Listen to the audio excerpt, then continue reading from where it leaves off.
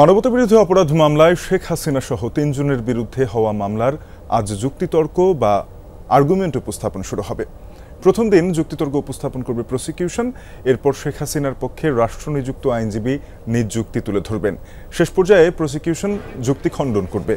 কদিনের এই শুনানি শেষ হলেই মামলাটি রায়ের পর্যায়ে যাবে।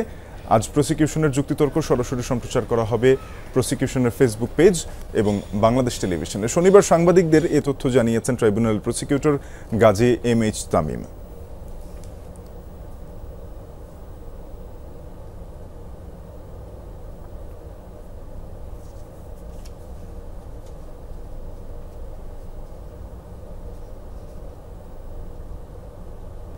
এ বিষয়ে বিস্তারিত জানাতে আন্তর্জাতিক অপরাধ ট্রাইব্যুনাল থেকে যুক্ত হচ্ছেন সহকর্মী মাইনুল মারুফ। মাইনুল, জানাবেন যে কখন মামলার আর্গুমেন্ট উপস্থাপন শুরু হবে, এ সম্পর্কে বিস্তারিত জানতে চাই। শাফিন, আর কিছুক্ষণ পর মানে 11:30টার দিকে কিন্তু আমরা দেখি যে আন্তর্জাতিক অপরাধ ট্রাইব্যুনালের বেশিরভাগ সময় কিন্তু 11:30 শুরু হয়। আজও কিন্তু আমরা ধারণা করছি 11:30টার দিকে শুরু হবে যুক্তিতর্ক উপস্থাপন, এবং আজ কিন্তু প্রসিকিউশন যুক্তিতর্ক উপস্থাপন করবে। এবং প্রসিকিউশন থেকে আমাদের যেমনটা জানিয়েছে যে প্রতিটা আসামির বিরুদ্ধে যে সাক্ষ্য দিয়েছেন সাক্ষীদের মানে পুরোপুরি বিশ্লেষণ, প্রতিটা সাক্ষ্যের যত দিক আছে, প্রমাণের যত দিক আছে সবগুলো বিশ্লেষণ করা হবে। এবং প্রসিকিউশনে আর্গুমেন্ট অন্ততপক্ষে 3 দিন চলতে পারে বলে কিন্তু প্রসিকিউশন আমাদের জানিয়েছে। আজকে আর্গুমেন্টের প্রথম দিন এবং প্রসিকিউশন আজকে সাক্ষী বিশ্লেষণ, প্রমাণ বিশ্লেষণ করবে।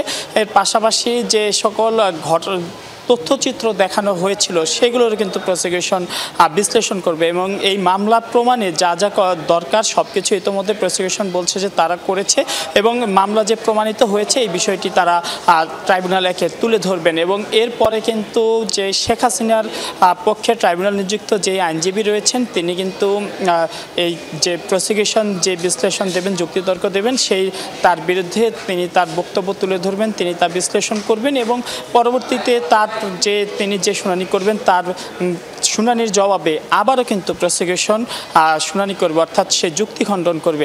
এভাবে কিন্তু এই মামলার সাক্ষ্য শেষে, যুক্তিতর্ক শেষে রায়ের দিকে এগিয়ে যাবে। এবং বলা যায় যে এই মামলা একদমই শেষ পর্যায়ে রয়েছে। হয়তো আর এই সপ্তাহ লাগতে পারে যুক্তিতর্ক উপস্থাপন করতে। এরপর ট্রাইব্যুনাল থেকে একটি তারিখ নির্ধারণ করা হবে এবং সেই তারিখে কিন্তু মামলার রায় চলে আসবে। অর্থাৎ শেখ হাসিনা সহ 3 জনের বিরুদ্ধে আন্তর্জাতিক অপরাধ ট্রাইব্যুনালের যে মানবতার অপরাধের মামলা, সেই মামলা কিন্তু প্রায় শেষ দিকে এবং অন্যান্য মামলাগুলো কিন্তু এগিয়ে চলছে এবং সেগুলো কিন্তু দ্রুত শেষ হবে কিন্তু প্রসিকিউশন থেকে আমাদেরকে জানানো হয়েছে।